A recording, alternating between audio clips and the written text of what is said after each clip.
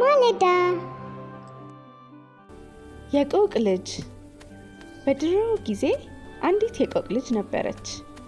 የቆቋ ልጅ በሰፈሩ አካባቢ ስትዘዋወር በዚያው ስፍራ የስንዴ እሸት በስሎ ታያለች።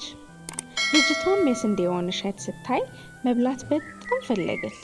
እንዴት እንደጓጓች ብታዩ ልጆችዬ! ነገር ግን ገበሬው እሸቱን ለመጠበቅ ዙሪያውን ወጥመድ አጥምዶበት ነበር። ልጅቷም እናቷን በዚህ የስንዴ ማሳ ገብቼ እሸት ልብላ እማ፣ በእናትሽ ፍቀጂልኝ አለቻት። እናቷም ተይ ልጄ ይቅርብሽ፣ ትያዣለሽ፣ አይሆንም ይቅርብሽ እሺ ብላ መከረቻት።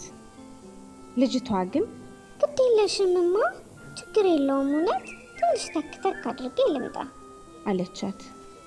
ከዚያም ልጅቷ ወደ ማሳው ገብታ እሸት ስትበላ ገበሬው ያጠመደው ወጥመድ እግሯን ጥርቅም አድርጎ ያዛት።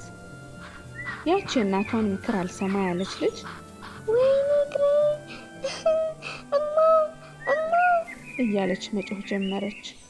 እናቷም ምን ነው ልጄ? አስቀድሜ ነግሬሽ ነበር። አሁን ታዲያ ምን ላደርግልሽ እችላለሁ? አለቻት። እማ እባክሽ ፍችልኝ እግሬን አለቻት። በምን እጄ? አለች የቆቅ እናት። ታዲያ እንዴት ልሆን ነው እማ፣ በእናትሽ አለቻት። በዚህ ጊዜ እናት ለልጇ ምን ጊዜም ምክር አዋቂ ናትና እሺ ዝም ብለሽ የሞትሽ መስለሽ ተኚ፣ ባለቤቱ ሲመጣ ሞታለች ብሎ ፈቶ ሲለቅሽ በመብረር ታመልጫለሽ አለቻት። ልጅቷም በእናቷ ምክር ተስማምታ ልክ እንደ ሞተች ሆና ተኛች። የሰብሉ ባለቤትም ማሳውን ሲጎበኝ አንድ ቆቅ በወጥመድ ተይዛ አየ።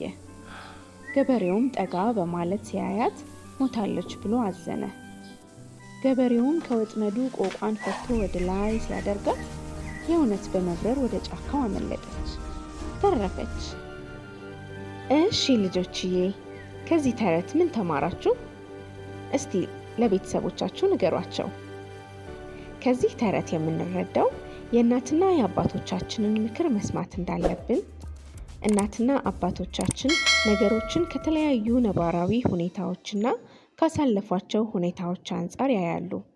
እናትና አባቶቻችን እንዲሁም ታላላቅ ሰዎች የሚመክሩንን ምክር መስማትና ተግባር ላይ ማዋል አለብን። ተረቴን መልሱ አፌን በሰብስክራይብ፣ ላይክ፣ ኮመንት እንዲሁም ሼር በማድረግ ያብሱ። ቸር ሰንብቱ ልጆችዬ፣ እወዳችኋለሁ። ቻው